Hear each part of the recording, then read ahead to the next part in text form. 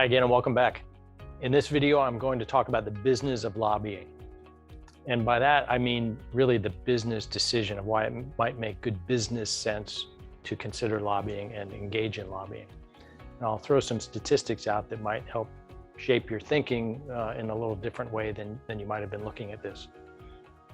Before I proceed though, I just want to refresh that when we enter a lobbying relationship, either with an in-house lobbyist, a firm level lobbyist, or if we have a contract lobbyist, there's a requirement that we document that relationship publicly. And there's a very specific way that that's done. One can look at the Senate.gov website or the House.gov website, and it very clearly delineates the reporting requirements. There are quarterly requirements that a relationship be reported, that somebody is working on behalf of a company with respect to a general issue, and that there is compensation involved. That's the law. It's not a difficult thing to comply with, but you just want to make sure that you're in compliance. So let's talk about why you might want to do this. I'm going to use some statistics here to try to put some perspective on this. 30% of all defense acquisition dollars go to 10 companies. 30%, 10 companies. 50% of all DoD acquisition dollars go to 40 companies.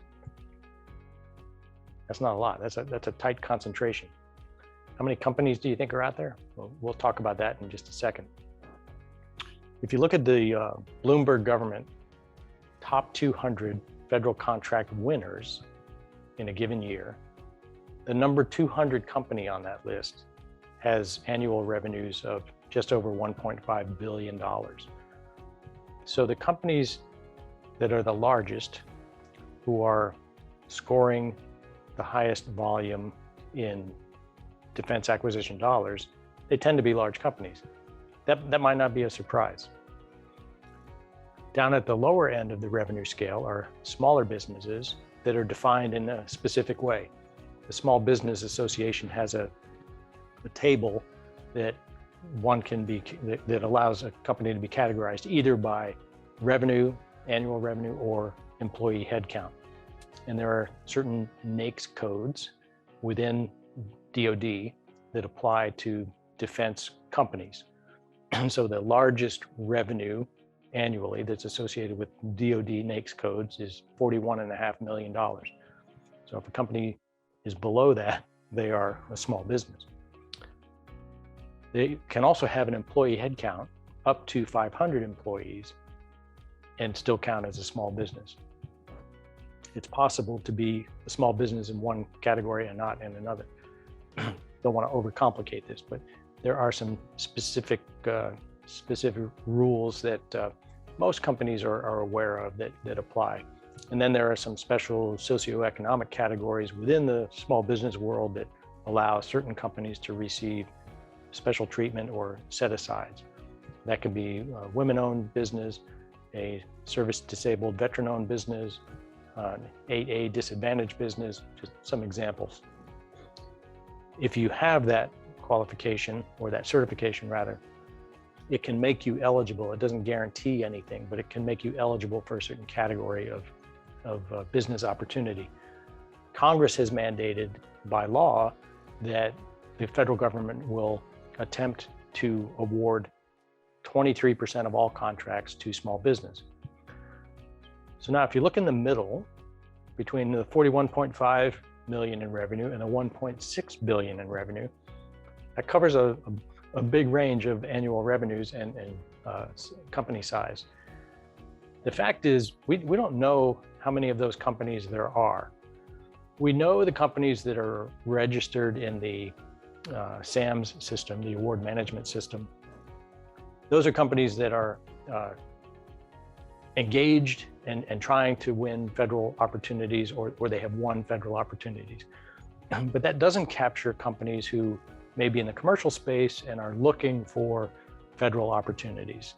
And so what I'm trying to convey is that there are millions of companies out there, and we don't know the exact number of millions, but there are millions of companies out there with which you're competing for 50% of the acquisition opportunity. That's just the fact. So now let's look at why you might use a lobbyist or consider to have firm level lobbying, or you might see an advantage to coalition lobbying through an association.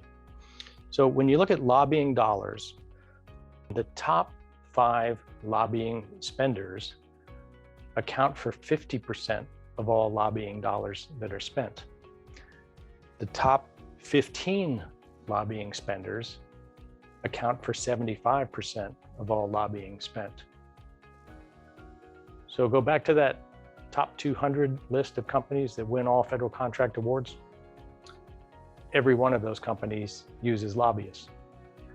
So they know something about what that activity can produce.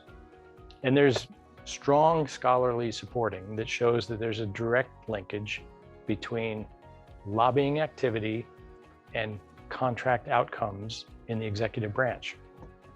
The linkages vary depending on type of contract and industry, but there's no doubt that lobbying can help generate activities that are supportive of a stronger revenue and stronger bottom line than those companies that work without it. And you need to get past maybe some of the public perception of what negatives are associated with lobbying, because I've tried to describe elsewhere that it's a transparent activity that is regulated and reported. There have certainly been some bad actors in the past, as there have been in many, many industries. One doesn't have to look too far. But there are roughly 12,000 registered lobbyists in the US as of 2021. And that number has held fairly steady over the last few years. My point here is there are clear reasons that the numbers support that if you want to improve outcomes, participating in lobbying can be one manner in helping to do that. So there's a rational business decision to be made that if you just look at the numbers of where the dollars go and how broad the competition is, if you're not participating using all of the tools in the toolbox, you're missing out. I don't want you to miss out. I hope this is helpful.